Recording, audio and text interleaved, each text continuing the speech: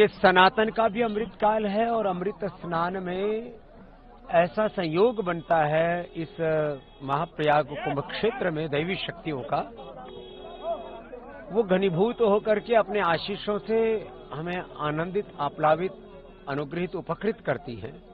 तो जो भी आज मौनी अमावस्या के इस अमृत स्नान में सौभाग्य प्राप्त कर रहे हैं, वे सब मौन पूर्वक जप, तप, ध्यान, भजन पूर्वक स्नान करें। अपने हृदय में भगवान के प्रति अनंत कृतज्ञता का भाव रख करके जो कोई बड़ा दोष जीवन में उसका परित्याग करें और किसी एक बड़े सद्गुण को जीवन में धारण करने का व्रत लें। अपने सनातनी होने का गर्व करें और अनुशासन में भी रहें। कुछ ऐसी जब भीड़ बड़ी होती है तब उस समय यह भी हमें ध्यान रखना होता है कि हमारी किसी भी चेष्टा से कोई भी दुर्घटना ना हो। इसके लिए सब लोग ध्यान देंगे तो सारा अनुष्ठान पूरी निर्बाध गति से, निर्विघ्न रूप से संपन्न होगा। महाराज जी, कोई संदेश भी देना चाहेंगे लोगों को आज के दिन से?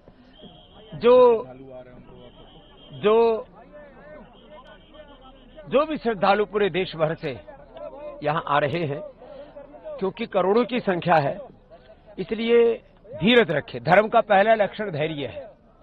दूसरा, कहीं रुके नहीं, प्रवाह से आगे बढ़ते रहें। संगम का सबको लोभ है कि हम संगम पर जाकर के स्नान करें, तो जो संगम पर न पहुंच पाए तो संगम के स्पर्श से ही चारों ओर स्पर्शित होकर के जल प्रवाहमान है। इसलिए जहां भी जिसको जल प्रवाह दिख रहा है वो जल अमृत जल ही है। उसको त्रिवेणी के संसर्ग से, संपर्क से उसको अमृतत्व उपलब्ध है। इसलिए जहां भी जिसको जल उपलब्ध है उसी जल को अमृत जल की भावना के साथ उसमें स्नान करेंगे तो फिर किसी भी तरह की कोई आपाधापी नहीं मचेगी और हमारा स्नान भी पूरा संपन्न हो जाएगा।